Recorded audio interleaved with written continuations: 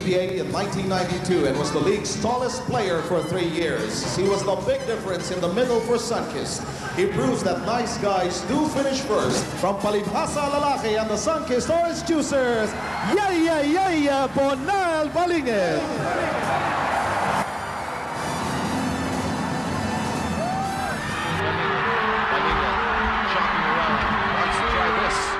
Ang kasaysayan ng Philippine basketball ay binubuo ng iba't ibang uri ng mga manlalaro. May mga superstar na kinilala dahil sa kanilang pambihirang husay at mayroon ding mga personalidad na sumikat hindi lamang sa laro kundi dahil sa kanilang kakaibang karakter at koneksyon sa masa. Isa sa mga natatanging halimbawa nito ay si Bonel Balingit.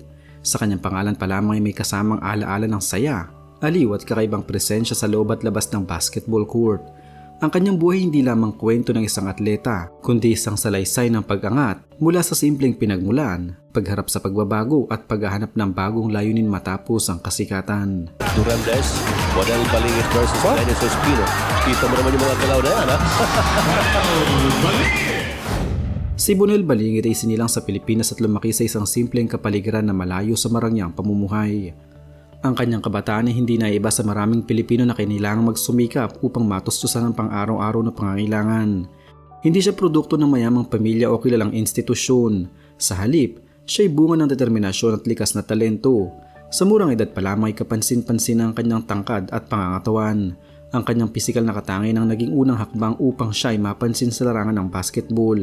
Gayunpaman, hindi ito nangangahulugan na madali ang kanyang landas. Kailangan niyang paghirapan ng bawat oportunidad at madalas ay umaasa lamang siya sa sariling pagsisikap upang mapabuti ang kanyang laro. Ang kanyang personal na buhay ay nananatiling pribado sa maraming aspeto. Siya ay may asawa ngunit walang anak. Isang katotohanan ang kanyang binanggit sa isang panayam noong 2015. Ang kawalan ng anak ay hindi naging kakulangan sa kanyang buhay kundi naging daan upang mas mapalawak niya ang kanyang oras para sa ibang gawain, partikular ang pagtulong sa kapwa.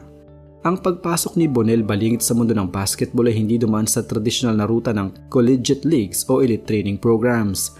Siya ay nadiskubre dahil sa kanyang presensya sa mga lokal na laro, kung saan namumukod tanging ang kanyang tangkad at kakaibang galaw sa court. Hindi siya agad naging technical na manlalaro. Sa katunayan, marami ang nagduda sa kanyang kakayahan dahil sa kanyang estilo na tila hindi formal o kulang sa refinement. Subalit sa kabila nito, ang kanyang determinasyon at likas na athleticism ang nagbigay sa kanya ng pagkakataon na mapansin ng mga scouts. Ang kanyang pagpasok sa mas mataas na antas ng kompetisyon ay unti-unti. Hindi ito isang biglaan na pag-angat kundi isang proseso ng patuloy na pag-aaral at pag-a-adjust. Sa bawat laban, natutunan niyang gamitin ang kanyang lakas at pisikal na kalamangan upang maging epektibo sa laro. Noong dekada 90, nakapasok si Bonel Balingit sa Philippine Basketball Association, ang pinakamataas na antas ng professional basketball sa bansa. Dito nagsimula ang kanyang tunay na pagsikat. Siya ay naging bahagi ng mga koponan tulad ng Swift Mighty Meteors kung saan siya ay nakilala bilang isang kakaibang manlalaro. Ang kanyang estilo ng paglalaro ay hindi karaniwan. Hindi siya ang tipo ng player na may mataas na scoring average o headline-grabbing statistics. Sa halip, siya ay naging kilala bilang isang energy player, isang individual na nagbibigay ng sigla sa koponan at saya sa mga manonood. Ang kanyang presensya sa court ay may kasamang aliw. Ang kanyang mga galaw, reaksyon at interaksyon sa crowd ay naging bahagi ng kanyang identity bilang manlalaro. Dahil dito, siya ay naging paborito ng mga fans. Sa panahon ng PBA ay puno ng mga superstar, nagawa niyang magmarka sa ibang paraan sa pamamagitan ng personalidad. Sa kabila ng pagiging entertainer sa loob ng court, hindi dapat maliitin ang kanyang kontribusyon bilang atleta. Siya ay naging mahalagang bahagi ng team rotations lalo na sa depensa at rebounding. Ang kanyang tangkad at reach ay naging advantage laban sa mga kalaban. Ang kanyang kasikatan ay hindi lamang limitado sa basketball. Dahil sa kanyang kakaibang aura, siya ay naging kilala kahit sa mga hindi masyadong sumusubaybay sa sports. Itong naging daan upang siya ay mapansin ng industriya ng showbiz. Matapos ang kanyang stint sa PBA, si Bonel Balingit ay pumasok sa mundo ng showbiz. Ang transisyong ito ay hindi pangkaraniwan ngunit para sa kanya, ito ay natural na hakbang.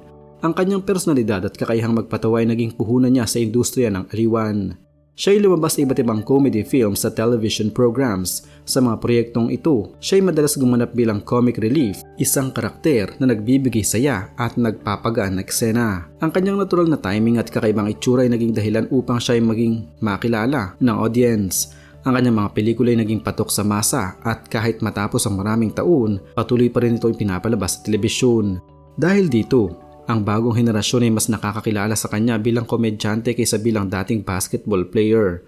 Ang ganitong uri ng pagkilala ay nagpapakita ng kanyang versatility bilang entertainer. Hindi lahat ng atlete ay nagtatagumpay sa ibang larangan, ngunit si Bonel ay naging matagumpay sa dalawang magkaibang industriya. Sa kabila ng kanyang kasikatan, hindi rin nakaiwas si Bonel balingit sa mga hamon at issue ng kanyang karera. Isa sa mga pangunahing usapin ay ang kanyang unti-unting pagkawala sa PBA. Sa paglipas ng panahon, nagbago ang estilo ng laro sa liga. Mas naging mabilis, mas technical at mas athletic ang mga manlalaro. Ang ganitong pagbabago ay naging hamon para sa kanya. May mga ulat noong huling bahagi ng kanyang karera nagsasabing nahihirapan siya makasabay sa bagong sistema ng laro. Dahil dito, nabawasan ang kanyang playing time at kalaunan ay tuluyan siyang nawala sa liga. Bukod dito, ang kanyang paglipat sa showbiz ay hindi na naging tuloy-tuloy. May mga panahon na siya ay nawala ng proyekto na maaaring dulot ng pagbabago ng trend sa industriya o kakulangan ng angkop na roles para sa kanya. Gayunpaman, mahalagang bigyan din na ang mga isyong ito ay hindi iskandaloso. Wala siyang malalaking kontrobersiya tulad ng legal na kaso o seryosong alitan na nakaapekto sa kanyang reputasyon. Ang kanyang mga hamon higit na nakaugnay sa natural na paglipas ng panahon at pagbabago ng industriya. Noong 2015, nagbigay si Bonel balingit ng isang panayam na nagbibigay liwanag sa kanyang kasalukuyang kalagayan at pananaw. Sa panayam na ito, kanyang ibinahagi na siya ay naninirahan sa Cebu at may simpleng hanapbuhay. Ang kanyang oras ay umiikot sa kanyang trabaho at sa kanyang aktibong pakikilahok sa humanitarian service. Sa halip na habulin ng kasikatan, pinili niyang ituon ang kanyang buhay sa pagtulong sa kapwa. Ang ganitong uri ng gawain ay nagbibigay sa kanya ng kasiyahan at kahulugan. Para sa kanya, ang tunay na tagumpay ay hindi nasusukat sa kasikatan kundi sa kakayahang makatulong sa iba. Kanyang binanggit na wala siyang anak na kailangang buhayin kaya mas malaya siyang maglaan ng oras sa ganitong mga gawain. Ang kanyang sitwasyon sa buhay ay naging dahilan upang mas mapalawak niya ang kanyang kontribusyon sa komunidad. Sa usapin ng showbiz, kanyang ipinahayag na bukas pa rin siya sa posibilidad na bumalik kung may mga tamang pagkakataon. Para sa kanya, ang industriya ng aliwan ay parang gulong. May pagkakataong nasa itaas at may pagkakataong nasa ibaba. Ang mahalaga ay tamang timing at angkop na papel. Ipinahayag din niya ang kanyang kagustuhang makatrabaho ang mga bagong komedyante, partikular ang mga may natural na talento sa pagpapatawa. Para sa kanya, ang pakikipagtrabaho sa bagong henerasyon ay nagbibigay ng panibagong inspirasyon. Sa kasalukuyan, si Bonel balingit ay hindi na aktibo sa mainstream media. Ang kanyang pagkawala sa telebisyon ay hindi dulot ng isang malaking issue kundi ng kanyang personal na desisyon na magbago ng direksyon sa buhay. Siya ay nananatili sa Cebu kung saan siya ay may simpleng pamumuhay. Ang kanyang pangunahing pinagkakaabalahan ay ang kanyang kabuhayan at ang kanyang humanitarian work. Bagamat hindi detalyado ang kanyang negosyo, malinaw na siya ay nakatuon sa isang tahimik at makabuluhang buhay. Ang buhay ni Bonel balingit ay isang patunay na ang tagumpay may iba't ibang anyo. Mula sa kanyang simpleng pinagmulan, siya ay naging bahagi ng professional basketball, nakilala sa mundo ng showbiz at kalaunan ay nagbago ng landas upang maglingkod sa komunidad. Ang kanyang kwento ay hindi lamang tungkol sa kasikatan kundi tungkol sa pagbabago, pagharap sa hamon at paghahanap ng tunay na kahulugan ng buhay. Sa bawat yugto ng kanyang paglalakbay, ipinakita niya ang isang tao ay maaaring magbago at magtagumpay sa iba't ibang paraan. Sa huli, si Bonel balingit ay nananatiling isang mahalagang bahagi ng kasaysayan ng Philippine sports at entertainment. Ang kanyang buhay ay nagsisilbing inspirasyon na ang tunay na halaga ng isang tao ay hindi lamang nasusukat sa kanyang nakamit, kundi sa kanyang naiambag sa kapwa at sa lipunan.